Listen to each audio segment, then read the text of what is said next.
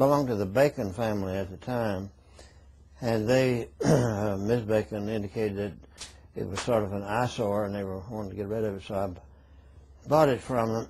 It was a 2.5-story house, and the McClung family, as you indicated, was one of the most prestigious families probably in the Knoxville area. And I believe some of the McClungs had helped survey that road. And so I bought it, and we were taking it down. It was, as I say, a 2.5-story. And at that time, I had I had two old retired gentlemen, the Sherwood brothers, whom you knew. And I remember if you counted the basement, the first floor, the second floor, and the attic, you really had 4 different levels. And I was up in the very top. At that time, I sort of worked and helped the men, and I've graduated from that now because of old age and other things. So there was a piece of timber that went all the way from the attic down to the basement, and Elmer Sherwood was down there, and he was trying to pull it off because we had to take it off in order to get the logs. And I said, Elmer, this thing looks awfully shaky. I said, you better get out of there. And he said, I'm all right. I said, no, I'm not going to do anything. You need to get out. I'll undo it from up here. So I took the crowbar after he left and jerked this timber off. And lo and behold, as I sit here, the whole thing fell. And it sounded like a mini atomic bomb. And these logs were thundering and rolling. And the dust in this 200-year-old house was boiling up everywhere, and I was worried that Elmer was caught and crushed down in the basement, and he and Ed didn't know what happened to me.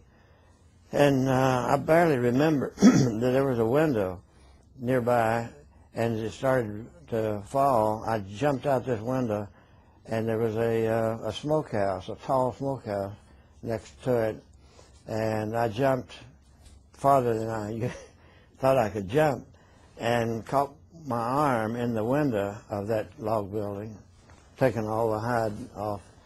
And so I remember, the next thing I remember, I was hanging there but with one arm, and they were running around the building yelling for me, thinking that I had done myself in.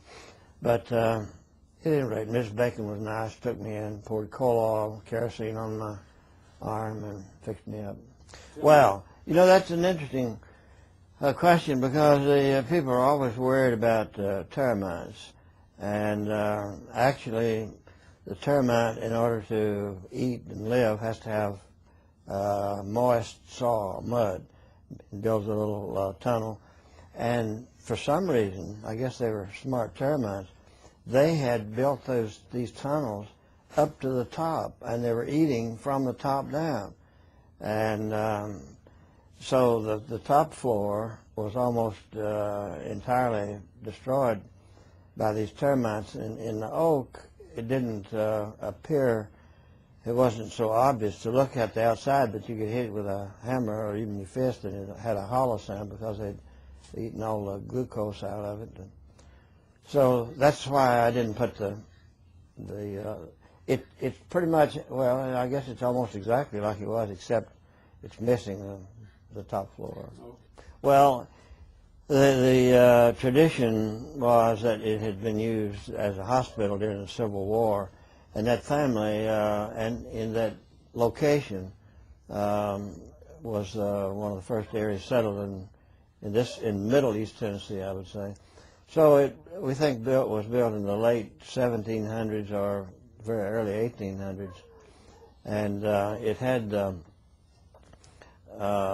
suggestions of a more southern building. In this mountain region, you very seldom saw what we call a dog trot or a house with a breezeway, and you found them in southern Tennessee and in Georgia a lot more often.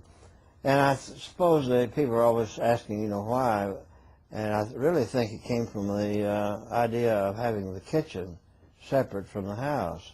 And if it's 100 degrees outside and Grandma was frying ham and cooking beans and all, it'd be almost unbearable.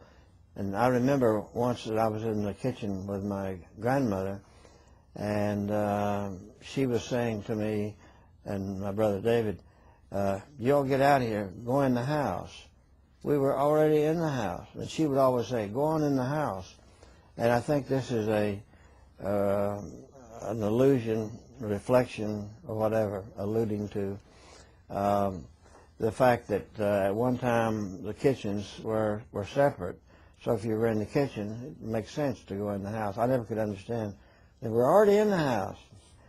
But you could sit there, and the women would break beans and peel peaches and whatever and work.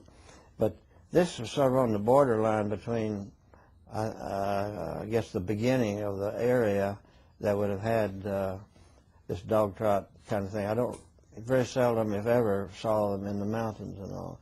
George Washington had his kitchen separate, you know, and a lot of the aristocratic folks, and these people being somewhat affluent, more than somewhat affluent, would maybe have patterned their style after those people.